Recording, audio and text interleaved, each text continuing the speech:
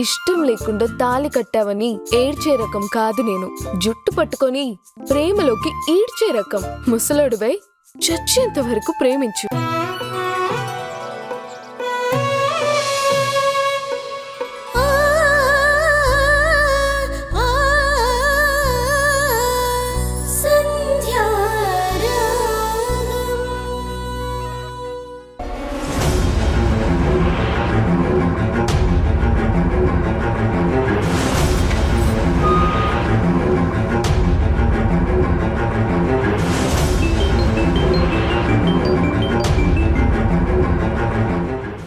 SI గారు చెప్పండి madam, మళ్ళీ ఫోన్ పోయిందా? ఫోన్ కాదు, ఈసారి ప్రాణాలే పోయేలా ఉన్నాయి. అర్థం కావడం లేదు మేడం. ఏంటి మేడం మీరు చెప్పేది? వాటర్ బాటిల్ బ్రేక్ కి అడ్డుగా పడింది. అది తీసే టైంలో ఎదురుగా ఎవరో బండి మీద వచ్చాడు. అతన్ని గుద్దేశాను. చూస్తుంటే చాలా పెద్ద ఇంజరీ అయినట్టుంది. నాకు చాలా భయంగా ఉంది. అక్కడ ఎవరైనా ఉన్నారా? మీరు యాక్సిడెంట్ చేయడం ఎవరైనా చూసారా? లేదు, ఎవరూ లేరు. ఎవరు చూడలేదు.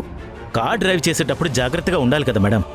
ఇంత కేర్లెస్గా ఉంటే మీ డ్రైవింగ్ లైసెన్స్ కూడా పర్మనెంట్గా క్యాన్సిల్ అవుతుంది. అయ్యో, నాకు డ్రైవింగ్ లైసెన్సే లేదు. ఏంటి, లైసెన్స్ లేదా? అవును సార్. ప్లీజ్ సార్, మీరే నన్ను సేవ్ చేయాలి. వెంటనే మీరక్కడి నుంచి వెళ్ళిపోండి. కొన్ని రోజులు ఆ కార్ని బయటికి తీయద్దు. నేను ఫోన్ చేసే వరకు మీరు ఇంట్లోనే ఉండండి. సరే సరే సార్, అలాగే.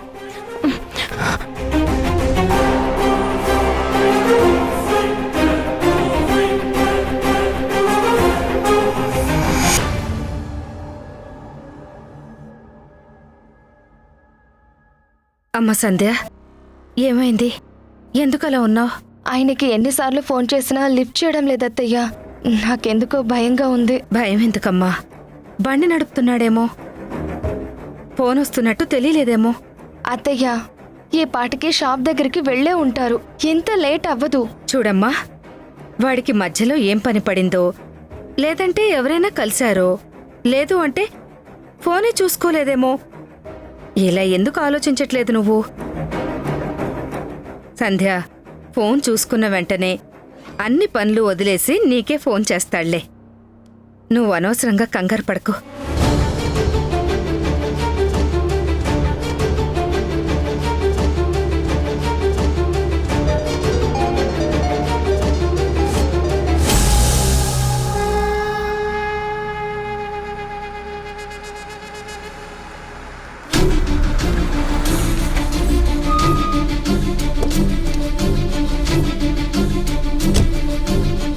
అమ్మయ్యా, వచ్చేసావా?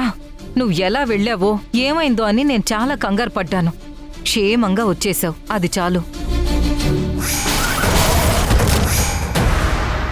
ఏంటి అలా ఉన్నావు?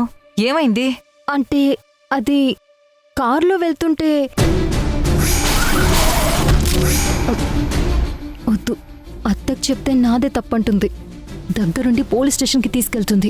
అందుకే సైలెంట్గా ఉంటే మంచిది. మాట్లాడవే. కార్లో వెళుతుంటే ఏమైంది? ఏం లేదత్తా, నువ్వు చెప్పిన మాటలు గుర్తొచ్చాయి. నా గురించి ఆలోచించే కదా అత్త అంతగా చెప్పిందని వెనక్కి తిరిగొచ్చేశాను. నా మాటకు విలువిచ్చి చాలా మంచి పని చేశావు. లేదంటే ఏదో ఒక ప్రమాదం జరిగేది, లేనిపోని సమస్యలొచ్చేవి. ఇప్పుడు జరిగింది కూడా అదే. అత్త, వస్తాను. మౌనిక,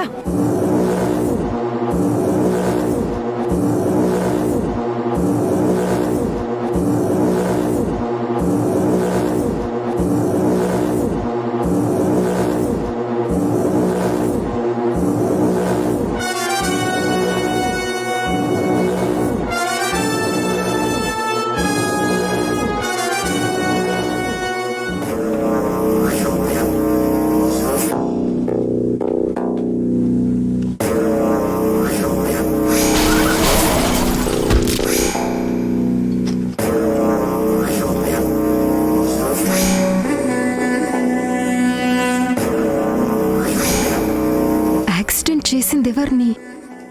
అసలు తను బతికాడు, చనిపోయాడు? ఓ గాడ్!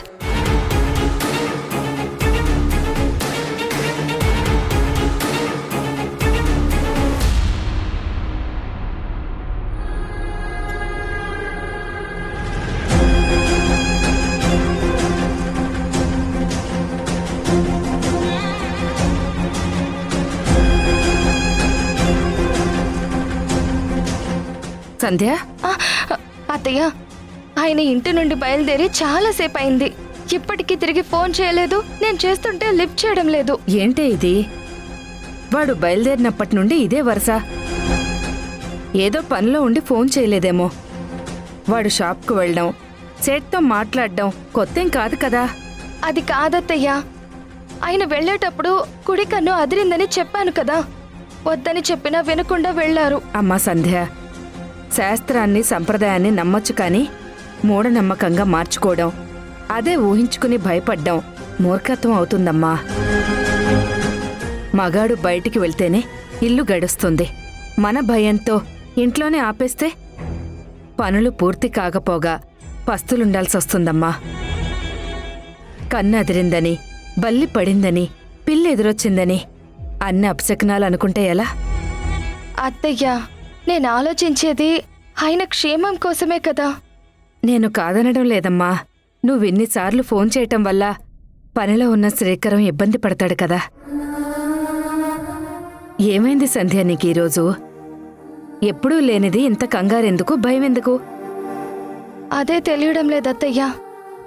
మనసులో ఏదో తెలియని ఆందోళన. ఫోన్ లిఫ్ట్ చేయకపోవడం వల్ల అది ఇంకా ఎక్కువయింది. ప్రేమ ఎక్కువైతే ఇంతే మరి. చూడమ్మా, శ్రీకరానికి ఏమీ కాదు. క్షేమంగా వెళ్ళిన శ్రీకరం లాభంగా తిరిగొస్తాడు. మంచి కోరుకునే మనం ఉన్నాం. ఏ సమస్య రాకుండా చూడ్డానికి ఆ పైవాడున్నాడు. సరేనా?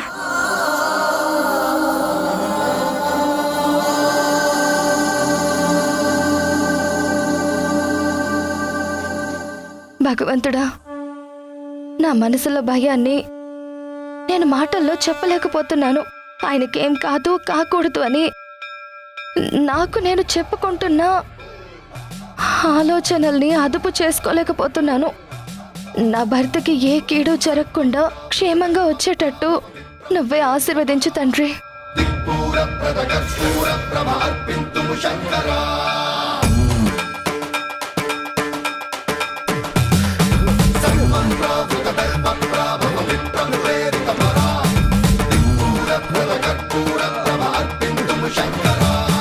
శివ శివ శంకర హర హర శంకర జయ జయ శంకర దిగిరారా ప్రియతాండవ శంకర ప్రకట శుభంకర ప్రళయ భయంకర దిగిరారా శివ శివ శంకర